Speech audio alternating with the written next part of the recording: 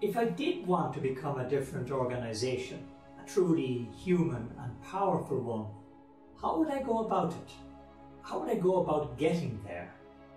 How to deliver that change, I think differs widely within companies, but I just don't think it's well understood. And I do think it requires a learning or education. This is new, I think it's not easy. You know, changing long trusted, coming back to Zemmler and whatever, and Gary Hamel organizational structures, that doesn't happen too easily. It hasn't happened too easily. And I think we should acknowledge that when we talk about a significant meaningful change, it's currently a road less travelled. Because not everybody's doing it.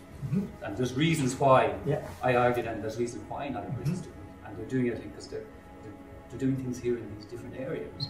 That's maybe, maybe not enough. Then I suppose, Brian, which is very important I think for your project, and this is for managers, to see something like that. You had vision up there on, you know, already, but to actually experience your own vision, reach in fruition. That's where the fulfillment is. In terms of challenges, I think that the obvious and immediate challenge is it's very comfortable to stay doing what we're doing, even though it doesn't feel right. Don't get too obsessed with measuring, trying to measure, you know, your outcomes. I know in business you have to do it, and I understand that's the economics and profit. But from a human perspective, I suppose I'd be saying, you know, it's like the teacher. They say, you know, where you throw the little pebble into the lake and the ripples go all over the world. It's the same, I suppose, with treating people with humanity, treating people properly and all that. You don't know. Like when the employee goes home in the evening, if that person is more humane at home, now you're making a difference to his family or our family. If that person is different in the recreation club, in the hobbies, now you're making a difference to the public. If they're more active in the community. So I suppose it's so difficult to measure, and I suppose I'd be saying at my age now, it doesn't matter. If you're doing the right thing, if you're doing good, if you're promoting positivity, believe me, there's positive payoff. So if you say, what I want to do is I go to the restaurant, I work, I get out at 5, but why? Because at night I go to a choir, because I like to sing.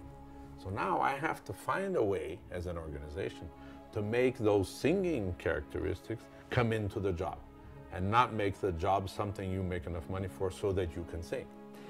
I think it is. I think it's difficult. I think essentially a lot of people go to their changing their purpose and the vision of a company. That's the part that we tend to take away. So we change our thinking, put up a new vision and a new purpose. But the real hard part in all of this is both the processes and the people. So working with people, changing them, being authentic, as Brian mentioned, all that's very, very difficult. Leading the change, be the change, as one of the guys said. And there are some people who are iconoclasts, let's say by nature, who rebel against this. So they either end up in prison or they sell coconut on the beach. But it's people who say, I can't do this, I can't believe this. And then there's some people, which I consider myself a part, which are the iconoclasts who would rather fight within the system. And being within the system saying, this is not an intelligent way of life. This is not something that can generate satisfaction. With some areas, some examples, and seeing the effect of that, then people believe, that people start changing themselves and their own behaviour. That's where I think I would start, and I have some ideas of some certain areas where we can actually take some examples of what we talked about today and just go away and use them and see how impactful they will be. For a few months and being open to how that might work, being open to learning from that experience. I have to say to you as well that any change that you're going to bring about and nurture on any new project or anything that's a change in any way from your normal takes courage as well. You have to be courageous sometimes and really stand by it. Even though lots of people fall by the wayside and are become enemies or critics, you still have to say no.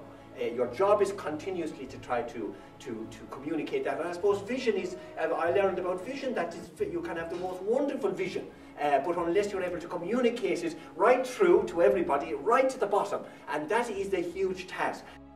Lots of ideas and help there on how to go about changing and becoming that kind of organisation. But above all, you have to believe. Really believe in a vision and be the change you want to introduce so that people around you also believe and want it.